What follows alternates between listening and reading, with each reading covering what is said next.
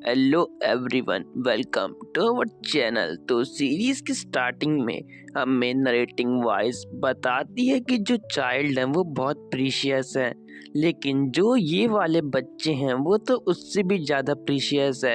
हर कोई इनका पेरेंट्स नहीं बन सकता। तभी एक मोटा आदमी वहाँ पे आते हुए हमारा जो एमसी है उससे कहता है कि बच्चे, अब से मैं तुम्हारा फादर हूँ, तो चलो मेरे साथ चलो। आगे नरेटिंग वॉइस कहती है क्योंकि ये बच्चे बहुत स्पेशल है, इनको एक स्पेशल ट्रेनिंग दी जाती है, इसलिए ये सब बहुत स्पेशल है। आगे हम देखते हैं कि जो बाकी बच्चे हैं वो हमारे एमसी को बाय बोल रहे होते हैं। तभी हमें एक आवाज़ आती है। जो लड़की अभी तक हंस रही थी, उनकी टीचर, वो कहती है चलो बहुत हुआ, अब अपना काम शुरू करते हैं। हम देखते हैं कि वहाँ पे जो सारे बच्चे अभी तक प्यारे लग रहे थे वो अचानक वहाँ पे वेपन से प्रैक्टिस करना स्टार्ट कर देते हैं। और स्पेशली जो बच्ची रो रही थी वो अचानक से बिल्कुल खतरनाक हो जाती है। और उनकी टीचर उस लड़की से कहती है कि जब तुम रोने का ट्राई करती हो तो तुम्हें अपनी नाक को बहने से रोकना होगा, क्योंकि जो दूसरे पेरेंट्स हैं उनको ये बिल्कुल पसंद नहीं आएगा। क्या तुम समझ गई? ये बोलते हुए वो बहुत डरावनी लग रही होती है। यहाँ पर जो छोटी लड़की है वो भी कम नहीं होती, वो कहती ठीक है मैं समझ गई। हम देखते हैं कि खिड़की से एक आदमी ये कह रहा होता है कि इस टाइप की एजुकेशन इनके लिए एक ब्लेसिंग है। ये चिल्ड्रन जब पैदा होते हैं तब से इनको ये ट्रेनिंग दी जाती है और साथ ही साथ इनको डिसिप्लिन में भी रखा जाता है। वो आदमी अपने सामने खड़े एक लड़के से, ये नहीं लड़की है, लड़की से ये सब कह रहा होता है। इसलिए वो आदमी आगे कहता है कि इसलिए जो ये बच्चे हैं वो बहुत एक्सपेंसिव होते हैं। आगे वहाँ पे हम देखते हैं कि एक क्वेश्चन होता है कि आखिर ये बच्चे यूज़ किस चीज़ के लिए आते हैं। तो वही आदमी कहता है कि ये चिल्ड्रन एक कंप्यूटर की तरह है, हम इनसे कुछ भी काम करवा सकते हैं। तभी दूसरा क्वेश्चन आता है कि आखिर बायर्स इन्हें खरीदते कैसे हैं। तो वो आदमी कहता है कि वो इनके पेरेंट्स की तरह इन्हें खरीदते हैं। आगे हम अपने एमसी को देखते हैं जो उस मोटे के साथ रहता है। वो मोटा कहता है कि चलो ये तुम्हारा टारगेट है, तुम्हें इसे अपने आँखों में बिल्कुल टारगेट कर देना है। एमसी यहाँ पर उस जो फोटो है ढंग से उसको देखता है और उस टारगेट को अपनी आंखों में कैप्चर कर लेता है। आगे क्वेश्चन आता है कि ये तो बहुत डेंजरस होते होंगे। तभी नरेटिंग वॉइस बताती है कि डेंजरस तो हैं, लेकिन कुछ सर्टेन्स रूल्स है जिनकी वजह से ये अपना जो प्रिंसिपल है उससे बिल्कुल नहीं भटकेंगे। और इन्हें हम कहते हैं 3 एब्सोल्यूट प्रिंसिपल, जिनकी मदद से हम इन बच्चों को कंट्रोल में रख सकते हैं। यहाँ पर वो बुढ़ा ही ये सब कह रहा होता है और वो बुढ़ा आगे कहता है कि जो हर एक चिल्ड्रन है उससे ये रूल्स फॉलो करने पड़ते हैं। फिर से हमारा सीन एमसी की तरफ शिफ्ट होता है जहाँ वो कहता है कि फादर, कोई गाड़ी हमारा पीछा कर रही है। वो मोटा कहता है कि आखिर बच्चे तुम क्या बात कर रहे हो, चलो जल्दी से इस जो फोटो है उसे मेमोराइज कर लो, क्योंकि तुम्हारा अगला टारगेट यही है। एमसी का जो एब्सोल्यूट प्रिंसिपल है उनमें से जो फर्स्ट प्रिंसिपल है वो उसका एक्टिवेट हो जाता है, जो होता है कि अपने पेरेंट्स का ऑर्डर किसी भी हाल में मानना। यहाँ पर एमसी जब उस फोटो को मेमोराइज कर ही रहा होता है तभी पीछे से एक गाड़ी बहुत तेज स्पीड में आकर उनकी गाड़ी को टक्कर मार देती है।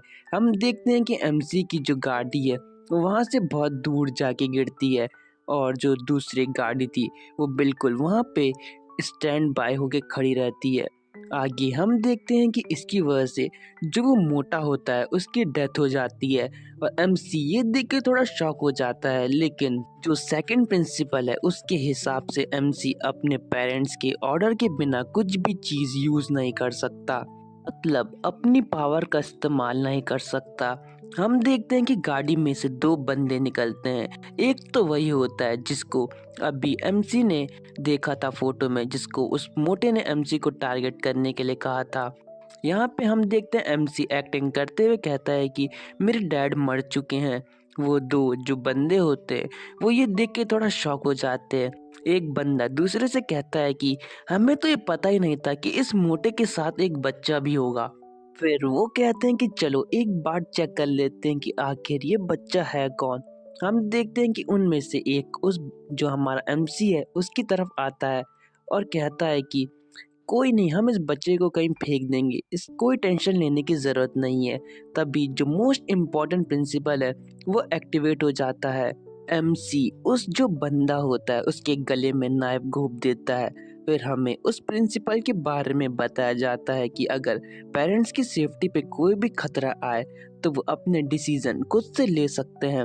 हम देखते हैं कि एमसी उसके हाथ से वो गन छीन लेता है और फिर जो उसके पीछे जो उसका दोस्त खड़ा होता है उस बंदे का, वो कहता है आखिर क्या हुआ।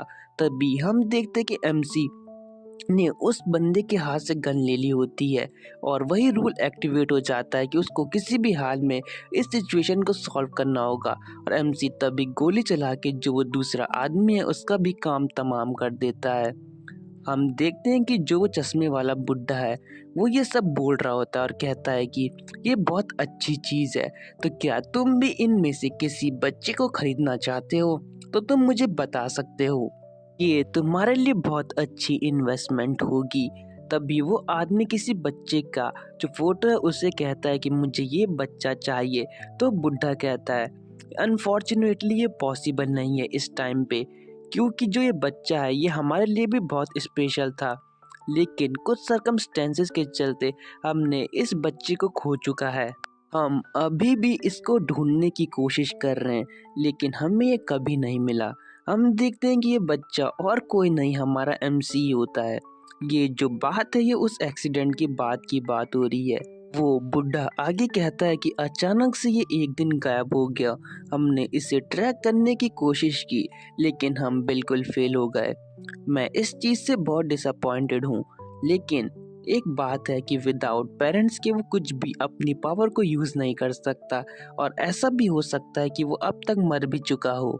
अभी हमारा सीन शिफ्ट होता है। यहाँ पर हम एक लड़के को देखते हैं जिसको कोई एक मुक्का मार रहा होता है और कहता है कि तुम अब मरने वाले हो। हम देखते हैं कि यहाँ पर ये आदमी और कोई नहीं हमारा एमसी होता है जो मार खा रहा होता है। भाई क्या हालत हो गई इसकी बेचारे की, अब मार खा रहा है। हम देखते हैं कि उसके सामने जो लड़का होता है वो कहता है युवान, तुम बताओ कि मुझे इस मुक्के के कितने पॉइंट मिलेंगे। फाइनली हमारे एमसी का नाम हमें पता चल जाता है जिसका नाम युवान होता है। वो लड़का फिर से कहता है कि तुमने कुछ कहा युवान।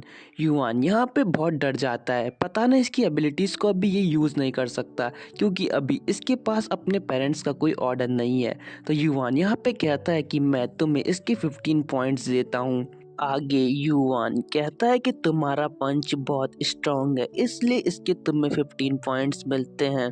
यहाँ पे जो उस लड़के के दोस्त हैं वो कहते हैं कि हाँ इसका पंच बहुत स्ट्रांग है, जोसेफ का पंच बहुत स्ट्रांग है। 15 पॉइंट भी इसके लिए थोड़े कम है लेकिन फिर भी ये ठीक है। जोसेफ कहता है कि अगर मैं तुम्हें लात मारूं तो मुझे कितने पॉइंट मिलेंगे। जैसे ही वो कहता है तभी उसको एक लड़का धक्का देके जो हमारा एमसी है उसके पास आते हुए कहता है चलो मैं भी तुम्हें मारूंगा, तो चलो बताओ कि तुम मुझे कितने पॉइंट दोगे युवान और मैं कितने पॉइंट्स लायक हूँ। यहाँ पर जो जोसेफ है उससे ये देख के बहुत गुस्सा आ रहा होता है। यहाँ पे युवान सोचता है कि फक यू, मैं ऐसा कुछ नहीं करने वाला। आगे से फिर वो लड़का कहता है कि प्लीज मुझे तुम्हें मानने दो। तो यहाँ पर जो जोसेफ है उसके दोस्त कहते हैं कि शियोन क्या तुमने सुना नहीं कि युवान तुम्हें मना कर रहा है। जो शियोन है वो कहता है कि तुम इसमें टांग मत अड़ाओ, चुपचाप यहाँ से चले जाओ। एमसी यहाँ पे सोच रहा होता है कि ये सब कुत्ते, मैं इन्हें आराम से हरा सकता हूँ लेकिन अभी इस चीज़ की कोई ज़रूरत नहीं है। तभी यहाँ पे जोसेफ शियोन के पास आते हुए कहता है कि एक कुत्ते तुम क्या कर रहे हो यहाँ पर। हम देखते हैं कि जो जोसेफ है उसने शियोन को एक थप्पड़ मारा होता है। यहाँ पर जो जोसेफ है वो शियोन से बिल्कुल डरावने अंदाज में कहता है कि मैंने उसे ऑलरेडी मार चुका है, तो अब तुम्हें यहाँ से भाग जाना चाहिए वरना तुम्हारे साथ कुछ बुरा नहीं होगा। क्या तुम ये समझ गए कि तुम्हें उसे नहीं मारना है। यहाँ पर हम देखते हैं कि शियोन को भी बहुत ज़्यादा गुस्सा आ रहा होता है, लेकिन हम देखते हैं कि शियोन यहाँ पे कहता है कि तुमने मुझे बहुत तेज़ी से मारा, मुझे लगता है कि इसके 1,50,000 पॉइंट तो तुम्हें मिलने ही चाहिए। जोसेफ यहाँ पे कहता है कि अच्छा ऐसी बात है, चलो बेवकूफ बाद में मिलते हैं, मेरे लिए कुछ सिगरेट ले आना, ठीक है शियोन। यहाँ पे शियोन कहता है ठीक है मैं तुम्हारे लिए ले आऊंगा, क्या तुम्हें कुछ दारू भी चलेगी? जोसेफ कहता है कि ठीक है। इसके बाद शियोन यहाँ पे कहता है कि मैं इसको अगली बार पक्का देख लूंगा, लेकिन ये बहुत कूल है, जब ये अमेरिकन एसेंट में टॉक करता है उस समय तो ये और भी कूल लगता है। और इसी सीन के साथ ये एपिसोड एंड हो जाता है। Thanks for watching, next episode भी जल्दी आ जाएगा। हेलो एवरीवन, इस एपिसोड के स्टार्टिंग में एमसी सोच रहा होता है कि इस बेवकूफ को लगता है कि ये मुझे पीट सकता है। तभी जो शिहोन है वो एमसी से कहता है कि तुम आजकल बहुत घमंडी हो रहे हो, तुम्हें मुझे 50 पॉइंट्स दे देने चाहिए थे। एमसी मन में सोच रहा होता है कि बेवकूफ मुझे छोड़ दो। यहाँ पर शियोन कहता है कि अब तुम मेरे साथ चल रहे हो क्योंकि आज तुम मरने वाले हो। तभी हम देखते हैं कि शियोन एमसी को डरा रहा होता है। शिहोन आगे कहता है कि क्या तुम समझ गए? इसके बाद हमारा सीन शिफ्ट होता है। एमसी शिहोन को बड़ी अजीब तरीके से देख रहा होता है। हम देखते हैं कि शिहोन कहता है कि मैंने अपने सारे पैसे उस बेवकूफ़ जोसेफ के खाने पे खर्च कर चुके हैं और अब मैं बिल्कुल गरीब हो चुका हूँ, तो आज से तुम मुझे खाना खिलाओगे। एमसी कहता है ठीक है, पर लेकिन मन में वो इसको गाली दे रहा होता है। आगे शिहोन एमसी से कह रहा होता है ना कि तुम्हें भी पता है कि जो जोसेफ है वो कितना खतरनाक है, इसलिए चुपचाप से मेरी बात मानो। आगे शिहोन कहता है कि सबसे अजीब बात तो ये है कि जो ये शॉप है इसका नाम बिल्कुल तुम्हारे नाम पर रखा गया है, ये तो बहुत अजीब बात है। तभी एमसी यहाँ पे कहता है कि ये मेरी मॉम की शॉप है। तभी आगे से एमसी की मॉम यहाँ पर जो शिहोन है उसे कहती है क्या तुम मेरे बेटे के दोस्त हो? लो मैं तुम्हारे लिए कुछ खाने के लिए लाई हूँ। यहाँ पर जो शिहोन है वो कहता है अच्छा तो तुम्हारी मॉम यहाँ की ओनर है, इसलिए इसका नाम तुम्हारे नाम पर रखा गया है। तो यहाँ पे जो एमसी है वो कहता है बिल्कुल सही कहा तुमने। एमसी मन में सोच रहा होता है कि मैंने अपनी मॉम की शॉप को छुपाने की बहुत कोशिश करी, लेकिन उन सब में से इस बेवकूफ़ ने मुझे आखिरकार पकड़ ही लिया। अब पता नहीं ये क्या करने की सोच रहा होगा। आगे तभी शिहोन कहता है कि अब मुझे स्ट्रेंजर की तरह बिहेव नहीं करना चाहिए। तो एमसी मन में सोचता है कि आखिरकार ये करने की क्या सोच रहा है। एमसी अपना पेन अपने हाथ में ले लेता है शिहोन पे अटैक करने के लिए। एमसी कहता है कि अगर इसने अपनी लाइन क्रॉस करी तो मैं इसे बिल्कुल ख़त्म कर दूंगा। जैसे ही एमसी शिहोन पे अटैक कर रहा होता है तो शिहोन जो होता है वो एमसी की मॉम को कहता है कि सॉरी मैंने आपको पहले ग्रीट नहीं करा। ये देखकर एमसी भी थोड़ा शॉक हो जाता है। एमसी सोचता है कि आखिर इसका प्लान क्या है। एमसी की मॉम कहती है कि इसने मुझे तुम्हारे बारे में कुछ नहीं बताया। शिहोन यहाँ पे एमसी से कहता है कि तुम्हारी मॉम तुम्हारे लिए कितना हार्ड वर्क कर रही है, तो तुम्हें भी अच्छे से मेहनत करनी होगी। तभी हम देखते हैं कि एमसी अपने मॉम के सामने आते हुए कहता है कि मॉम अब हमें जाना होगा, हमारे दोस्त हमारा वेट कर रहे होंगे और अगर हमने लेट करा तो उनके लिए भी लेट हो जाएगी। एमसी की मॉम कहती है कि अच्छा ऐसी बात है तो मैं तुम्हारे लिए कुछ खाना पैक कर देती हूँ। एमसी की मॉम शिहोन से कहती है कि लो मैंने तुम्हारे लिए कुछ खाना पैक करा है, ये तुम्हारी जो सफ़र है उसमें मदद करेगा और तुम इन्हें अपने दोस्तों के साथ भी शेयर कर सकते हो। एमसी यहाँ पे कहता है कि मॉम आपको ऐसा करने की कोई ज़रूरत नहीं है, लेकिन शियोन कहता है क्या सच में ये फ्री है? तो एमसी की मॉम कहती है हाँ बिल्कुल, आज मैं और कुछ नहीं बेच रही हूँ। फिर आगे शियोन कहता है क्या सच में आप ये सब मुझे दे रही हैं? आपका इसके लिए बहुत शुक्रिया। एमसी यहाँ पे सोच रहा होता है कि मॉम आपको ऐसा नहीं करना चाहिए था। यहाँ पर एमसी की मॉम कहती है कि मेरे बेटे के दोस्त भी मेरे बेटे की तरह ही हैं। यहाँ पर इसके बाद जो शिहोन है वो बहुत खुश हो जाता है। हम देखते हैं कि शिहोन यहाँ पे एक अजीब सी स्माइल देते हुए कहता है कि अच्छा अब से ये सब मेरा है, इसके लिए आपका बहुत शुक्रिया आंटी। चलो अब मैं इसे एंजॉय करूँगा आराम से। इसके दिमाग में कुछ तो गड़बड़ चल रही है, लेकिन चलो बैक टू द स्टोरी। यहाँ पे शिहोन के पास हमारा एमसी जाते हुए कहता है कि शिहोन, मुझे तुमसे कुछ बात करनी है। एमसी जो शिहोन है उससे कहता है कि प्लीज़ मेरी इस शॉप के बारे में जो जोसेफ है उसे बिल्कुल मत बताना।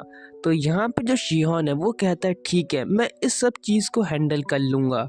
जैसे ही शिहोन यहाँ से जा रहा होता है, एमसी की मदर कहती है नेक्स्ट टाइम अपने दोस्तों को भी लेके आना। एमसी का ये सुन के दिमाग खराब हो जाता है। वो कहता है मॉम, आपने आखिर ऐसा क्यों करा? मैंने आपको कितनी बार समझाया है कि आप मेरे काम में दखल मत दीजिए। आपको एक बार में समझ में नहीं आता क्या? आपको ये सब करने की कोई ज़रूरत नहीं थी। मैंने आपको कितनी बार समझाया है कि आप ये सब मत किया कीजिए, तो फिर आप बार बार एक ही गलती क्यों करती है? यहाँ पर शिहोन की मॉम नहीं, एमसी की मॉम कहती है कि मुझे माफ़ कर दो, वो तुम्हारा दोस्त था इसलिए मैंने उसे ये सब दिया क्योंकि तुम उसके साथ बहुत खुश थे। लेकिन इसके लिए मुझे माफ़ कर दो मेरे बेटे। और इसी के साथ ये एपिसोड एंड हो जाता है। Thanks for watching.